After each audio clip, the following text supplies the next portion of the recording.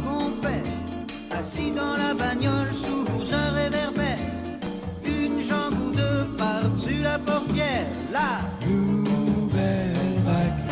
Les constructeurs automobiles font appel à des équipementiers pour répondre aux questions que vous posez, à leur demande, à votre demande.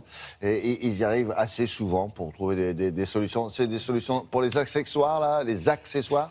Alors, ce sont des solutions dans tous les domaines. Ça peut être des solutions pour tout ce qui est moteur, consommation, Oui. réduction de consommation et d'émissions de CO2. Ça peut être des choses pour nous rendre la vie plus pratique, plus facile, ou ça peut être aussi tout ce qui est la connectivité, bien évidemment, puisque les voitures sont de plus en plus connectées.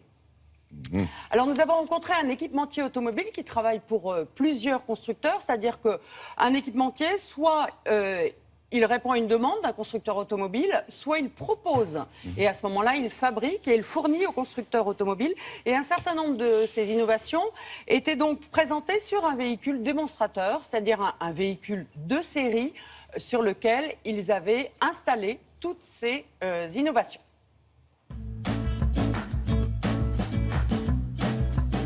Il y a une tendance de fond et une demande de fond du marché, mais aussi de la réglementation, à réduire les émissions de CO2, donc à réduire le poids.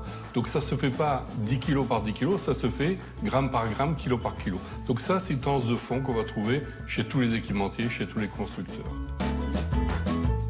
On a vu un plancher de coffre qui est modulable. Quel est l'intérêt de ce plancher de coffre et qu'est-ce qu'on peut faire avec ?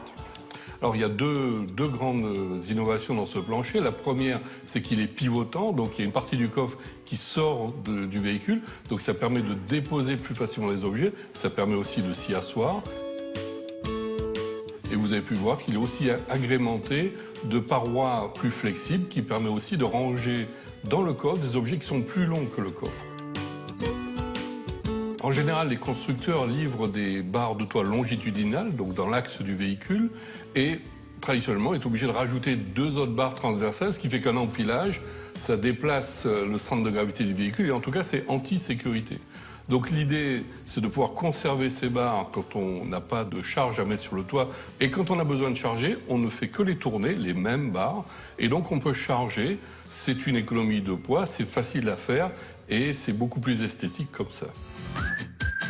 Il y a aussi une arche multifonction. Qu'est-ce qu'on peut faire avec cette arche ? L'idée, c'est d'avoir une arche au-dessus de la boîte à gants sur laquelle on puisse mettre des accessoires qui nous permettent soit d'accrocher un sac à main, soit d'accrocher un smartphone, soit d'accrocher autre chose dans une seule arche. Et je pense que la créativité permettra de trouver d'autres utilisations possibles.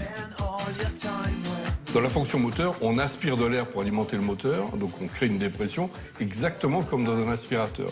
Donc l'idée est venue d'utiliser cette aspiration, de simplement mettre un filtre, un tuyau, et donc en laissant le moteur tourner à 1500 tours, on peut aspirer et nettoyer sa voiture et tout récupérer dans un filtre. Donc pour tous les gens qui ont leur voiture garée le long du trottoir, qui n'ont pas la possibilité de le faire, ça leur évite d'aller dans une station. Ces innovations ont été présentées sous forme de papier à certains de nos constructeurs clients et grosso modo, il faudra à peu près 2 ans pour que ça puisse tomber dans les projets d'études et peut-être 3 ans ou 4 ans avant que ça soit sur un véhicule.